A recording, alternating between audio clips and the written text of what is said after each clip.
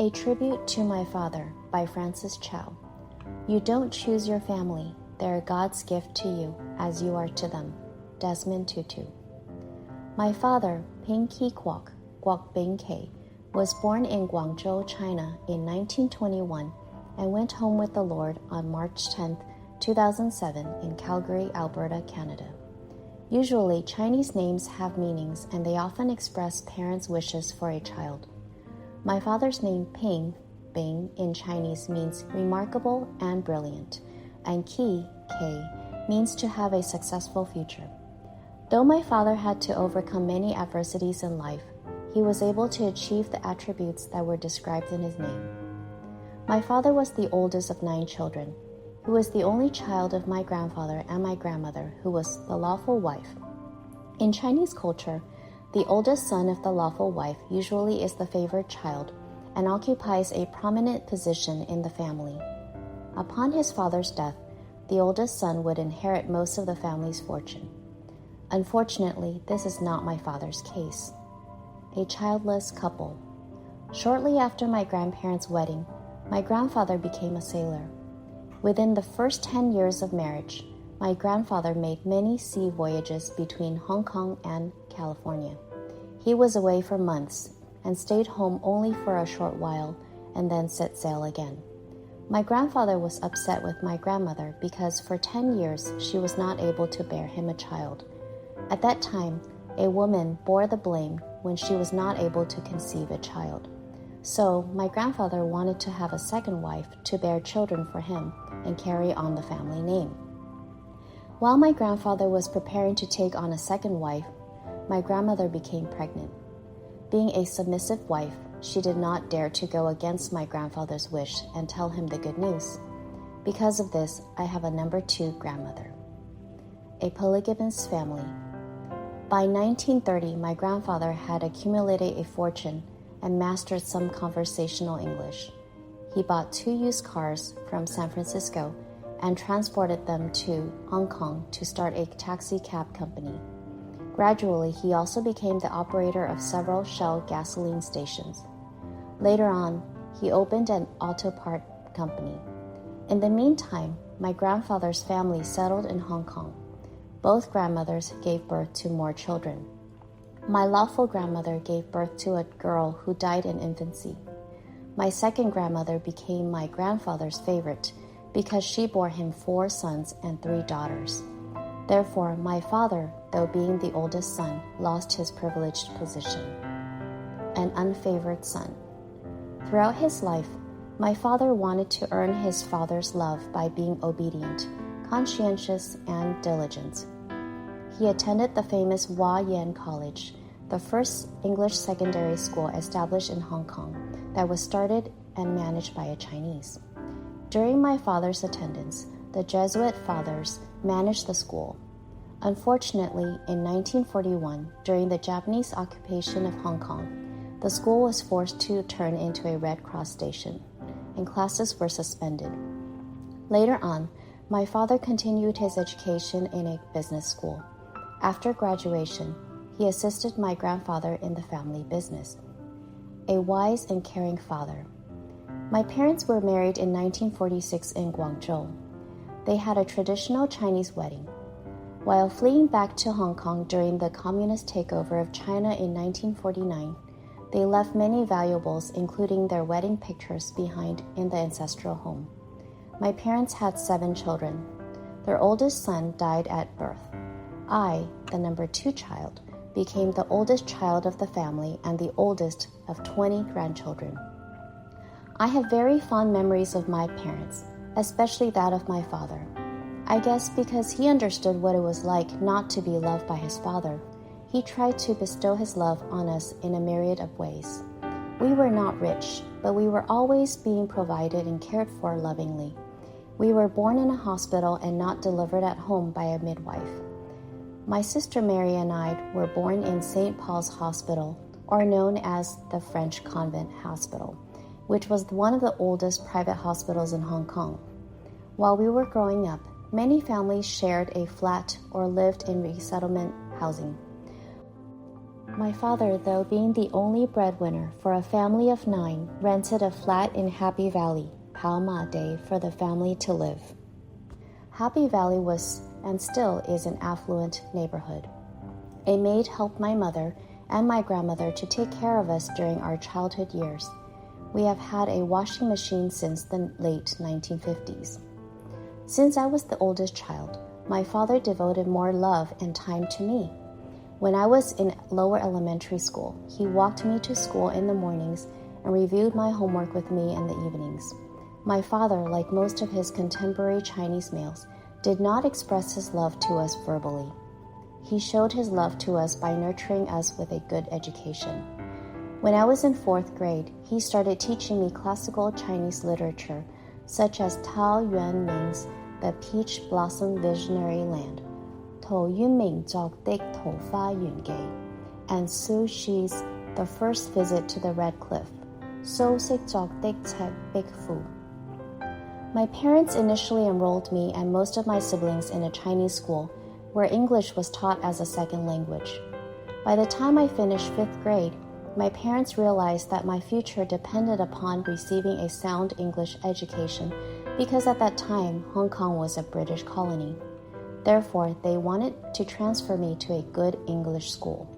Since my English was so poor, the Italian nuns in St. Francis Canossian School accepted me as a 4th grade student. I was devastated because I was demoted 2 grades. At that time, I was already a tall 11-year-old pre-adolescent, but I trusted that my parents made the best decision for me. Looking back, I could see how much love, sacrifice, and wisdom had gone into my parents' decision. In my time, all students had to pay tuition to go to school. Because many people fled to Hong Kong after the communists took over China, resources were very scarce. There were not enough jobs, housing, and schools. Many students, especially girls, were forced to quit school after the elementary education and worked in the factories. To prepare a bright future for us, our parents allowed all the children to be demoted by 1 to 2 grades when transferred from a Chinese to an English school. They had to spend a lot more money on our education. Moreover, in light of our home circumstances, sending us to English schools was never an easy decision for our parents to make. Our family went through many financial and emotional crises after our 5th brother, Chiu Yi, was diagnosed with a profound developmental disability and a seizure disorder. He had seizures every 4 hours. The whole family was in a constant state of emergency, anxiety, fear, and pain. My parents spent all their savings on his medical expenses, but there was no avail. We felt so helpless. Chu Yi was 8 years younger than me.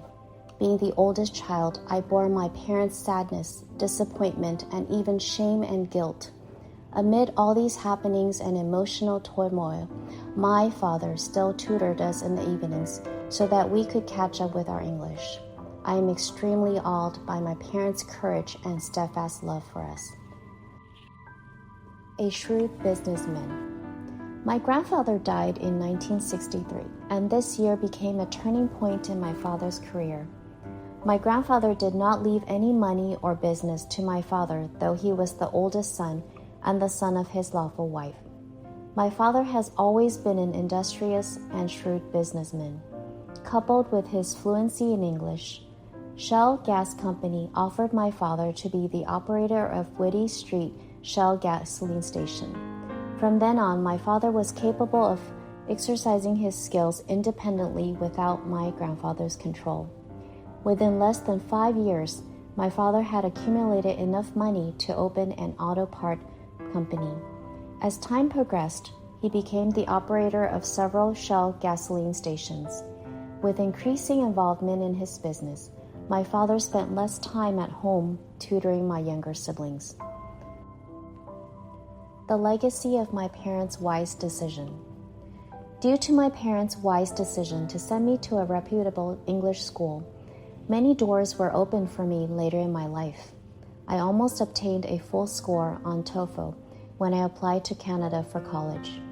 I know it is my strong bilingual skills that I, an overseas-born Chinese, could in my 40s complete a professional degree, and for 20 years worked as a bilingual school psychologist and supervisor administrator in the American school system. Throughout the years in church ministry, I have been teaching, interpreting, translating, and writing in both languages. I was so proud that 7 of my articles written in Chinese were published last year by 2 major Christian organizations. I have left Hong Kong for 47 years. I'm amazed I can still write Chinese proficiently. I have to give all the credit to my parents. A devoted husband. 2 things that happened to my parents during their senior years are worth mentioning here. After immigrating and settling in Calgary, Canada, they accepted Jesus Christ as their Lord and Savior and were baptized in the early 1990s. Since then, they have become a faithful member of the Chinese Alliance Church. Before my mother's death, she was blind for 10 years. My father, always a faithful and tender husband, dedicated his time and energy to caring for my mother. It was not an easy task because they were both advanced in age, and my father never had to do any housework before this. Despite this, they still attended Sunday school, Sunday services, and other church activities. My father often went to Chinatown to have dim sum and grocery shopping with my mother. There are many other things that I would like to record here. I'm just going to mention a few briefly. My father never scolded us unreasonably or loudly. He was stern but tender as well. He took us to playgrounds, beaches, and exhibitions during the weekends. For details, please refer to the article, Where Did You Go on Vacations as a Child? He always enjoyed a harmonious relationship with his younger siblings, though they were not from the same mother. They called him Big Brother, respectfully. They even contributed money to rebuild the ancestral house in Guangzhou and used it as a resort. They often visited the ancestral graves together. We, the younger generation, enjoy a good relationship with our uncles, aunts, and cousins. My father was generous to others too. He lent money to close relatives, but would not demand them to pay him back if they could not afford that. A befitting eulogy. A senior minister wrote and dedicated the following poem to my father at his memorial service. He used my father's first name as the beginning word of each line. The following is my English translation. This brilliant candle shone forth the true light, leaving this earthly dwelling to go to the heavenly city. A positive and successful life left behind a model for us to follow, returning to the heavenly kingdom with glory. This poem captures the essence of my father's life and the attributes described in his name. I will always remember my beloved father. I am who I am because of how my father raised me. Let this article be my tribute to my father, Mr. Kwok Ping Ki.